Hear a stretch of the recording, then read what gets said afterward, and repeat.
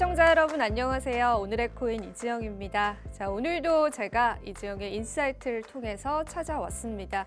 우선은 여러분들이 잠든 사이에 일어났었던 다양한 이슈들과요. 또 투자 시장의 분위기 저희와 함께 알아보고 가시겠습니다. 자, 뉴욕 3대 지수가 열렸네요. 뉴욕 3대 지수 마감 상황부터 한번 살펴보실 텐데요. 다우존스는 0.8%의 상승률로 마감했고요. 나스닥 지수만 소폭의 하락세로 마감했습니다.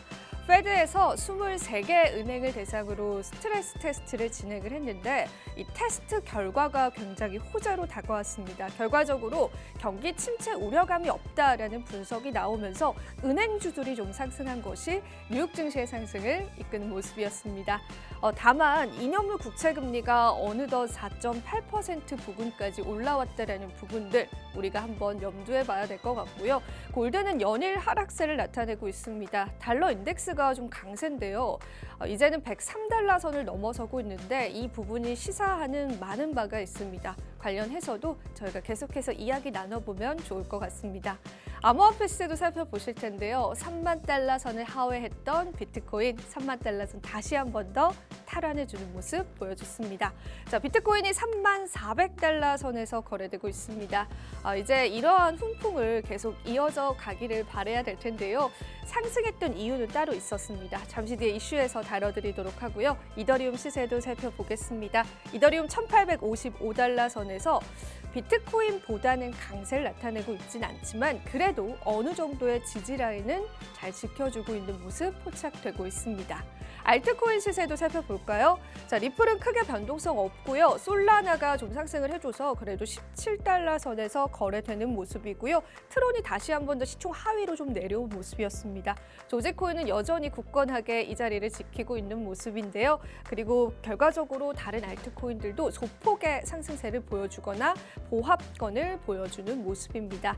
자, 일단 비트코인 시세가 나쁘진 않습니다. 그래서 추후에 어떤 랠리가 이어질지에 관해서 우리가 계속 지켜보면 좋을 것 같습니다. 이어서 오늘의 이슈도 살펴보셔야겠죠. 오늘도 중요한 이슈들 가지고 왔는데요. 오늘 첫 번째 이슈부터 한번 살펴보시죠. 네, 월가 거물이 드디어 비트코인 ETF를 공식적으로 신청했습니다. 역시나 피델리티가 그 주인공이었는데요.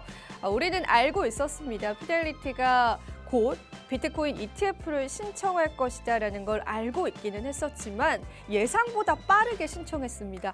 사실 지난번에 알려드렸었던 소식통을 인용을 하자면 다음 주쯤에 신청하지 않을까 싶었는데 마음이 급했나 봅니다. 바로 간밤에 빠르게 신청한 것을 확인해 볼 수 있었습니다. 관련 보도들 제가 가지고 왔는데요. 조금 더 자세히 한번 살펴보도록 하겠습니다.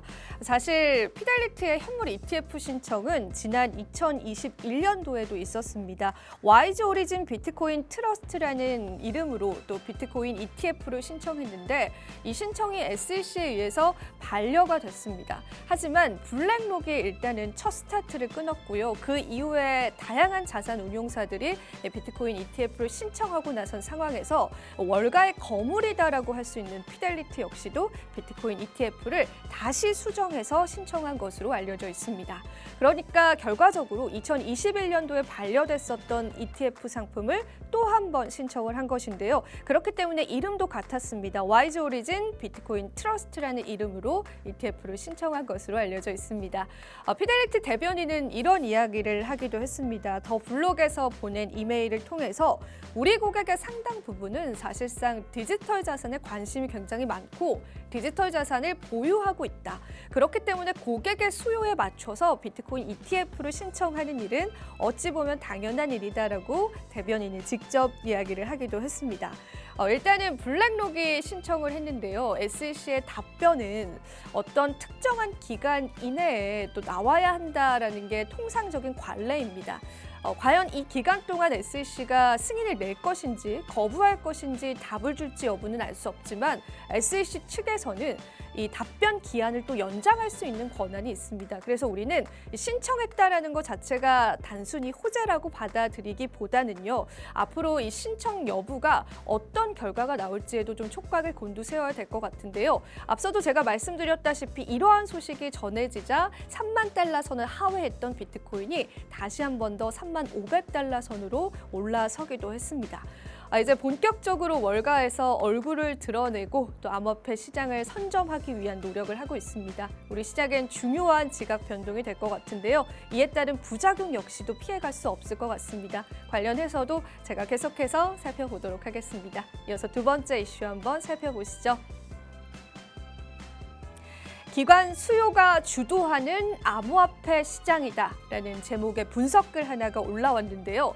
자, 결과적으로 블랙록에 이어서 피델리티까지 암호화폐 ETF를 신청한 상황에서 사실상 온체인 지표 상으로도 기관 수요가 포착이 되기도 했습니다.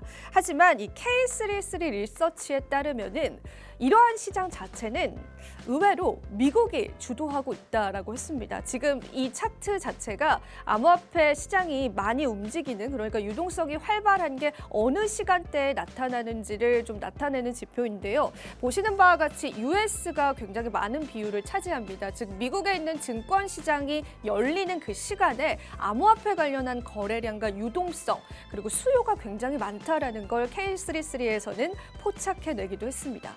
그렇기 때문에 결과적으로 지금 SEC 압박을 받고 있는 상황에서도 미국 시장 내에서 암호화폐 시장 랠리가 이어지고 있다는 건데, 미국에선 사실 개인 투자자보다는 현재 상황을 봤을 때는 기관 투자자들이 많은 거래를 하고 있지 않을까라는 추측을 조심스럽게 내놓기도 했습니다.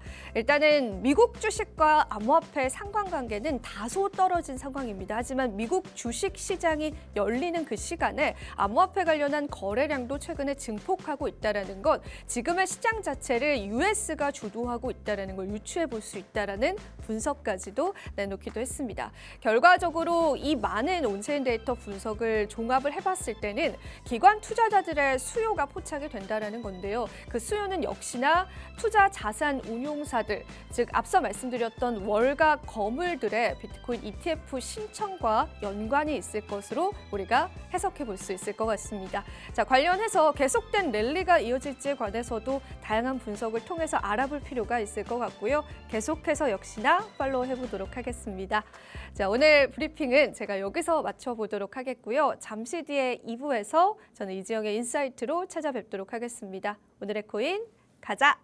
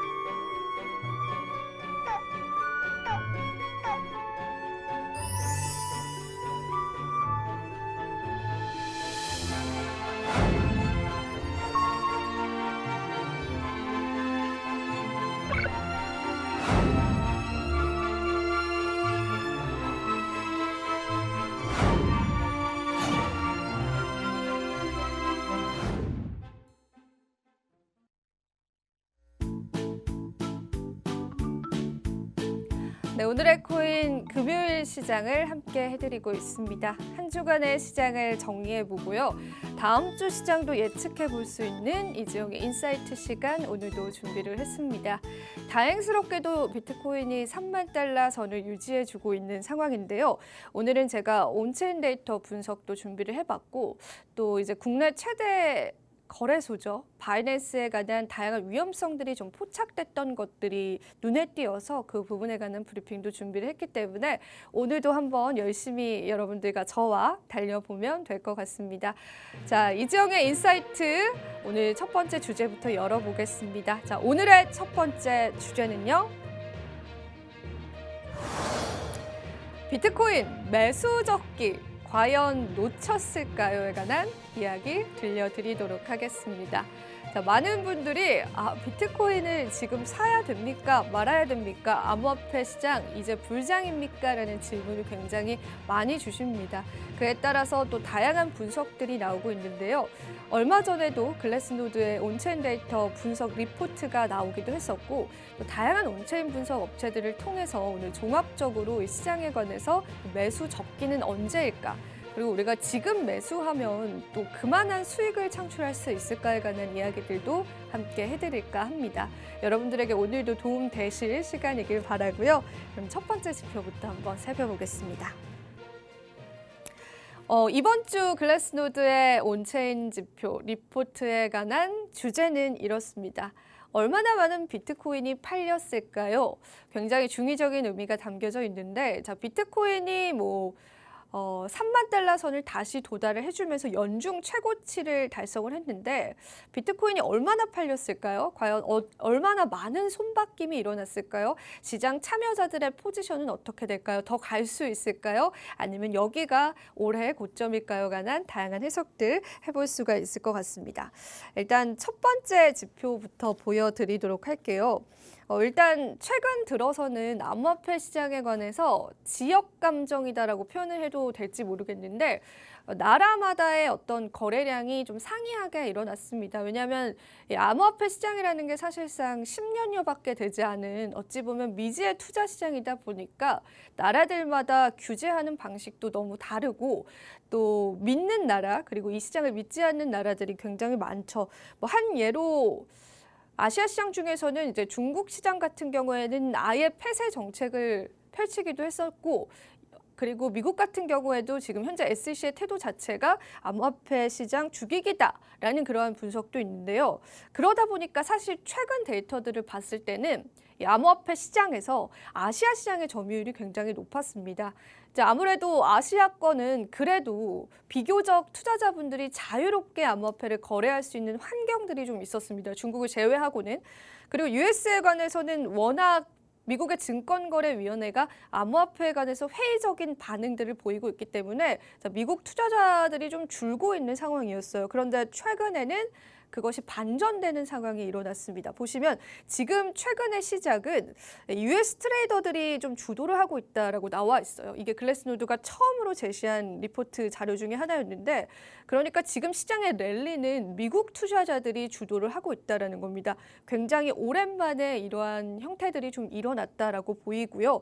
그리고 두 번째로 유럽 시장 역시도 지금의 암호화폐 시장을 주도하고 있습니다. 중요한 이야기일 것 같아요. 그간 어찌 보면 좀 아시아 시장만 암호화폐 시장을 좀 주도하고 있는 그런 모습들이 연출이 됐었는데 최근 들어서는 미국과 유럽이 이 시장의 랠리를 주도했다라는 분석은 어찌 보면은 최근에 있었던 현물 ETF 신청과도 우리가 연관되어서 생각을 해볼 수가 있을 것 같고 특히 유럽 쪽 같은 경우에는 미카라는 법안이 발의가 되면서 암호화폐 시장을 좀 누르고 있다라는 분석이 있음에도 불구하고 유럽 시장의 활성화 역시도 엿볼 수 있는 지표이기 때문에 지금 우리 시점에서는 조금 중요한 그런 지표이지 않을까 싶습니다. 한번 팩트 체크를 해보면 좋을 것 같고요.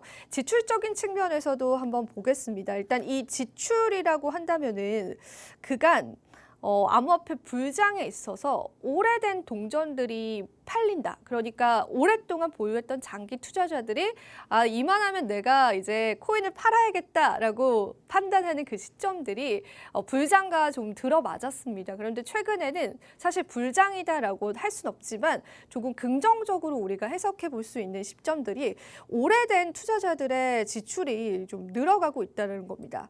맨 오른쪽 지표들을 보시면 되는데 단기 투자자보다는 장기 투자자들의 지출이 최근에 늘어가고 있다는 것도 시장에서의 손바뀜을 의미를 합니다. 사실 우리가 주식시장이건 암호화폐 시장이건 진짜 시장이 이제 정말 활활 타오르고 있다. 시장의 유동성이 풍부하다라고 판단하는 인간 지표가 있죠. 우리 옆집 어머니 또 옆집 친구, 내 친구 주식 투자도 안 하고 암호화폐 투자도 안 했던 친구들이 갑자기 투자를 하겠다라고 신규 투자자로 유입됐을 때가 시장이 정말 고점이다, 고점을 향해 가고 있다는 걸 판단하는 어찌 보면 좀 중요한 인간 지표다라는 생각이 드는데 그러다 보니까 사실은 오래된 투자자들이 시장에서 어느 정도 물량을 덜어주고 또 그 물량을 새로운 투자자들이 받아주고 이러한 순환 과정들이 시장에서는 굉장히 중요합니다. 그런데 그게 현재 비트코인 시장에서도 나타나고 있다는 걸 온체인 지표를 통해서 확인해 볼 수 있었습니다. 근데 그런데 사실 이게 수치가 그렇게 높진 않습니다. 일부의 장기 투자자들이 매도를 했고 손바뀜이 일어났다라는 건 포착해 볼 수 있었지만 엄청난 불장의 시그널이다라고 느껴질 만한 수치는 아니다라는 거 참고해 보시면 될 것 같습니다. 그리고 제가 오랜만에요, MBRB 지표를 가지고 왔습니다. MBRB 지표는 정말 기초적인 온체인 데이터 분석인데요. 아주 심플합니다. 비트코인이 고평가되어 있는지 저평가되어 있는지를 나타내는 지표다라고 보시면 되는데요. 자, MBRB 지표는 해석하는 방법 너무나 간단합니다. 지금 이 지표에서 빨간색 박스 구간 그리고 녹색 박스 구간 보이시죠? 이 빨간색 박스 구간의 MBRB 지표가 이렇게 도달했을 때는 비트코인이 고평가되어 있다라고 여러분들이 해석하시면 되고요. 그리고 이 녹색 박스 구간에 도달했을 때는 비트코인 저평가 그리고 비트코인 매수 적기입니다. 지금까지 10년여의 역사 동안 정말 좋은 적중률을 나타냈던 지표인데 그러다 보니까 MBRB 지표는 늘 좀 살펴볼 필요가 있을 것 같아서 오늘 한 번 더 좀 드리려고 했습니다. 지금 우리가 역사적으로 이 데이터를 여러분들이 쭉 팔로우를 해보시다 보면은 정말로 이 MBRB 지표가 매수 적기입니다라고 해서 그린 시그널이 떴었을 때 매수 들어가셨던 분들은 이게 비트코인 가격이거든요. 가격적인 측면에서 굉장히 많은 수익을 얻을 수 있었습니다. 그렇기 때문에 MBRB 지표가 사실상 좀 신뢰도가 있었는데 최근 MBRB 지표를 조금 확대를 해봤어요. 확대를 해봤는데 사실 우리가 굉장히 작년에 힘들었잖아요. 굉장히 힘들었던 게 왜 힘들었냐면 FTX도 파산했었고 테라 루나 사태가 터지면서 암호화폐 시장 자체, 스테이블 코인 자체에 관한 신뢰도가 확 줄어들었던 그런 시기가 있었습니다. 제 기억으로 비트코인이 거의 2만 달러 선을 하회하기도 했었죠. 그런데 MBRB 지표상으로 봤을 때는 그렇게 어려웠던 시기에 매수 시그널이 사실 떴었습니다. 근데 이걸 제가 놓쳤던 것 같습니다.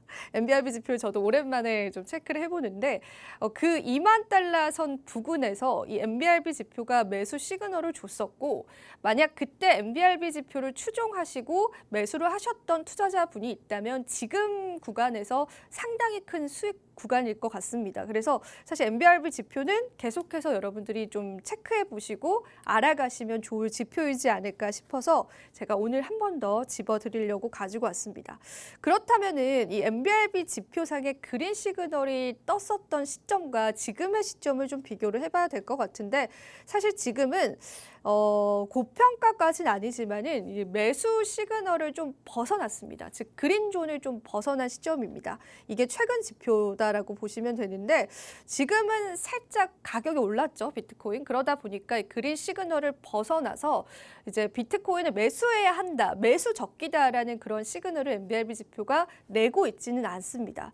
하지만 조금 애매해요. 살짝 윗돌고 있기 때문에 이러한 판단은 또 개인 투자자들의 몫이다라는 생각이 들고요. MBRB 지표상의 사실상 매수 적기는 2022년도 거의 중순부터 2023년도 초까지였다. 이때 굉장히 오랜 기간 동안 그린존에 머물렀었다라는 부분들을 한번 체크를 해보시면 좋을 것 같고요. 이 MBRB 지표 같은 경우에는 여러분들도 수시로 확인을 하실 수가 있습니다. 제가 그래서 일부러 URL 자료를 가지고 왔는데 물론 뭐 크립토컨트나 글래스노드 가셔도 볼 수 있는데요. 사실 개인 투자자분들이 그 데이터를 일일이 또 찾으시는데 약간 어려움이 있습니다. 복잡함이 있고 설정을 해야 되는 부분이 있는데 이 주소를 여러분들이 또 도메인에 적으시면 바로 그냥 MBRB 지표, 현재 MBRB 지표를 보실 수 있기 때문에 관심 있으신 투자자분들께서는 스크린 캡처 하시고 한 번쯤 궁금하실 때마다 들어가셔서 확인해 보시면 됩니다. 바로 이 지표가 다이렉트로 뜨기 때문에 쉽게 여러분들이 체크해 보실 수가 있을 것 같고요. 자, 그럼 MBRB 지표를 토대로 최근에 글래스노드에서 단기 투자자들에 관한 손익 분기점 지표 하나를 도출을 해냈거든요. 그 과정은 굉장히 좀 복잡했기 때문에 계산법에 대해서는 제가 생략을 해보도록 하고요. 이 빨간 색깔 기준선을 좀 주목을 해보시면 되는데 여기서 시사하는 바는 사실 그렇습니다. 이 빨간색 기준선을 토대로 단기 투자자들의 손익 분기점이 갈린다라는 거죠.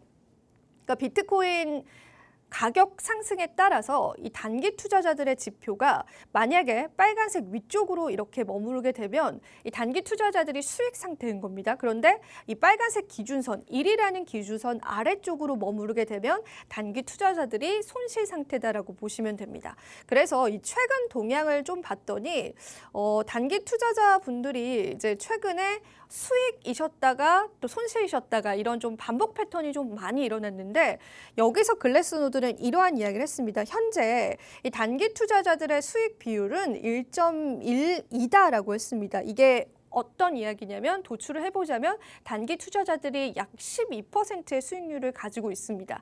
근데 아직까지는 매도 방향이 좀 많지는 않고요. 글래스노드에서는 만약에 단기 투자자들이 1.4라는 수치에 도달하게 되면 매도 압력이 커질 수 있다라고 했는데 이게 수치적으로 비트코인 가격이 38,000달러에 도달을 하게 되면 단기 투자자들이 차익 실현할 수 있는 그 기준점에 도달을 하기 때문에 그때 시장의 변동성을 약간은 대비해야 한다라는 그런 이야기들까지도 전해오기도 했습니다.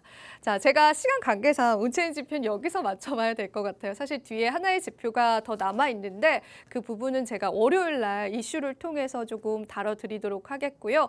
자, 오늘 두 번째 이슈 제가 바로 한번 넘어가 보겠습니다. 오늘 두 번째 이슈는요.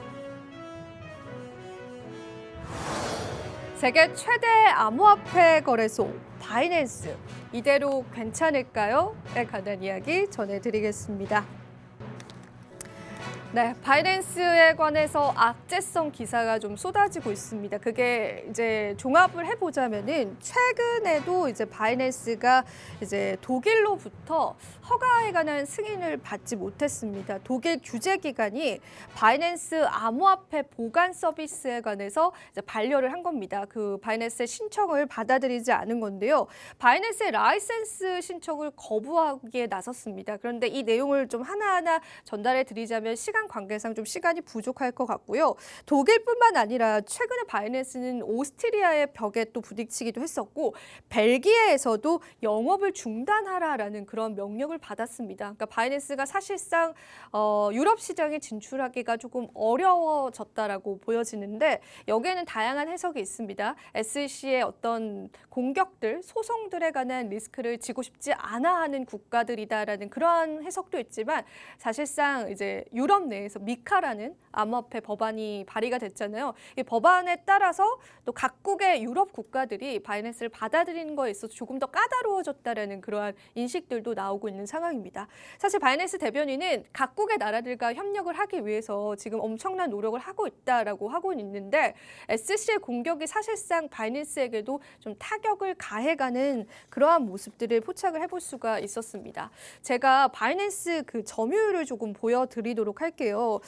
바이낸스 시장 점유율은 사실 미국 등의 여러 국가의 규제 압력 때문에 1년 최저 수준에서 벗어나고 있지 못하고 있다는 게 사실 이 지표로 보여주는 겁니다. 이게 사실은 점유율 측면에서는 다른 거래소에 비해서는 높다라고 생각을 하실 수가 있는데 50%라는 수치는 바이낸스 입장에서는 굉장히 많이 줄어드는 거거든요. 그래서 사실은 이러한 부분들도 여러분들이 염두를 해야 될 것 같고 그리고 제가 지난주에 바이낸스 US, 즉 미국인들 중에 바이낸스 거래소를 사용하는 비율이 1%로 떨어졌다라고 말씀드렸잖아요. 그런데 최근 지표 확인해 보니까 이게 0.3%로 하락했습니다. 거의 대부분의 투자자가 이제 바이낸스 US를 사용하지 않은 상태다라고 보여지는 건데 그에 따라서 이제 또 바이낸스는 어떠한 대응들을 내놓을지에 관해서도 우리가 좀 지켜봐야 될 것 같고요. 이 두 번째 지표 역시도 CC 데이터인데요. 이 지표에서도 일단은 바이낸스 점유율이 굉장히 하락하고 있다라는 거를 여러분들이 확인을 해볼 수가 있을 겁니다. 일단 날짜별로, 연도별로 좀 나와 있는, 달별로 나와 있는 건데요. 바이낸스의 점유율 최근 들어서 굉장히 크게 좀 하락을 하고 있는 상황이죠. 그렇기 때문에 이 하락 추세를 바이낸스가 면할 수 있을지 없을지에 관해서도 지켜보셔야 될 것 같고요. 계속되는 또 다른 국가들의 반려 소식들도 우리가 체크를 해봐야 될 것 같습니다. 자, 누구보다 힘들 건 이제 바이낸스 CEO일 텐데요. 이런 난관들을 또 어떻게 헤쳐나갈지에 관해서도 저희 오늘의 코인에서 발빠르게 한번 다뤄보도록 하겠습니다. 네, 오늘 이지영의 인사이트는 또 여기서 마무리해야 될 것 같습니다.